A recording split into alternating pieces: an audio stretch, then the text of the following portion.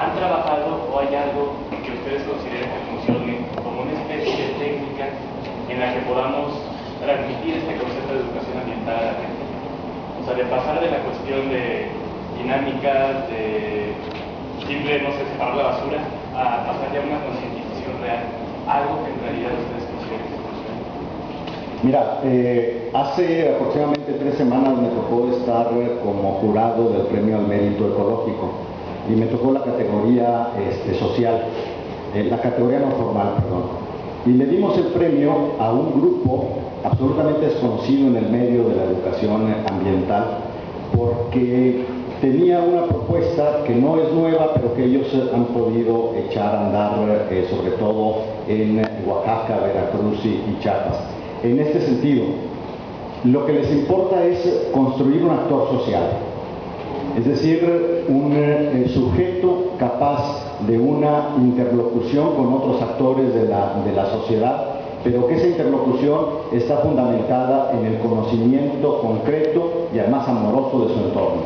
Y entonces, cuando esos actores comunitarios tienen una propuesta clara de lo que habría que hacer en su territorio y se han reeducado en la lectura de su propio espacio vital, y desde ahí construyen una propuesta de lo que quieren en el desarrollo comunitario, entonces lo que menos importa es la técnica, o que no digo que es despreciable y que habría que seguir abusando de las presentaciones orales o de los videos, etcétera. Desde luego que hay que renovar la didáctica, pero no está ahí lo sustantivo. Entonces, en estas experiencias lo que importa es cómo se va reconstruyendo el tejido social, no desde una interpretación endógena de la sociedad, sino en clara conexión con su entorno. Y cuando el entorno es mejor comprendido, mejor valorado, por lo tanto va a ser mejor apropiado.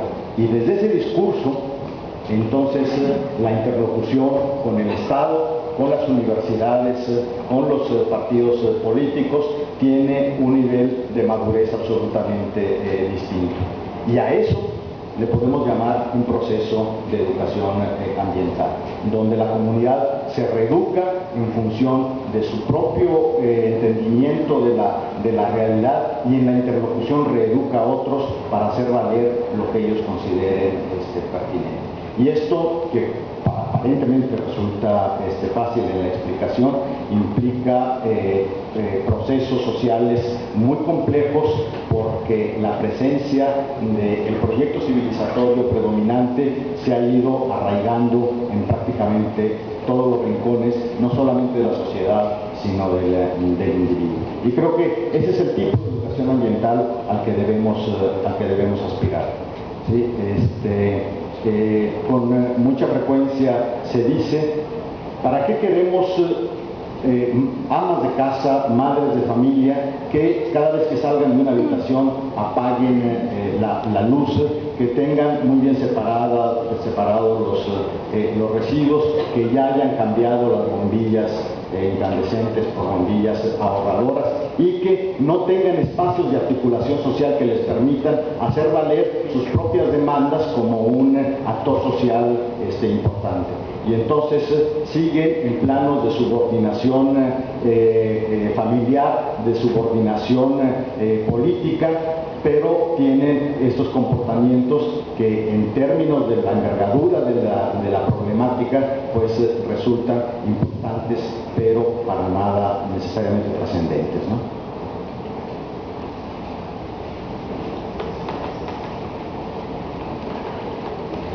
Sí, adelante. A ver, una pregunta. Lo que pasa es que está muy interesante porque, bueno, tú mismo sabes qué cuestionamientos a cómo organizarte el campo del conocimiento en cuanto a la educación ahora, ¿no? O sea, pones como la ciencia de educación como algo que abarca mucho más, luego la pedagogía como un campo más limitado, y a la al proceso de enseñanza-aprendizaje y la didáctica, al instrumental y al proceso de planificación específica. Y tú reconoces que para muchos educadores, o sea, mucha gente dudaría de que se deba organizar el campo de la educación de esa manera, ¿no? sea, lo que voy es que, por ejemplo, Vygotsky o Freire, pues no están únicamente metidos en el campo de la pedagogía, como si lo vemos como estás organizando tú ahora este campo de conocimiento, ¿no? Porque ellos no nada más trabajaron las cuestiones del proceso de enseñanza-aprendizaje, o sea, manejaban también el cuestionamiento del tipo de sociedades que deberían de formarse y para que hagan información de las sociedades. En este sentido, la educación ambiental, bueno, tú hablas de que la laxitud es uno de los principales, no sé si decirlo enemigo, pues uno de los retos por lo menos de la necesidad de la educación ambiental. Entonces, tratando de dejar de ser laxos y buscar un poco de más rigor científico, no sé si decirlo, la educación ambiental en qué momento está ahora, o sea, 30 años, así como organizaste tú el conocimiento ahora, ¿en dónde estaría la educación ambiental? Tiene que ser como la educación, o sea, este campo de conocimiento ya no va a ser así, y la educación es la ambiental. O sea, lo de que las interpelaciones lo que nos hablas es que hay que modificar totalmente el campo de, o sea, como conocemos o como se ha perpetuado culturalmente el campo de conocimiento de la educación, ¿no? Pues la educación ambiental no tendría el apellido, debería ser la educación. Claro.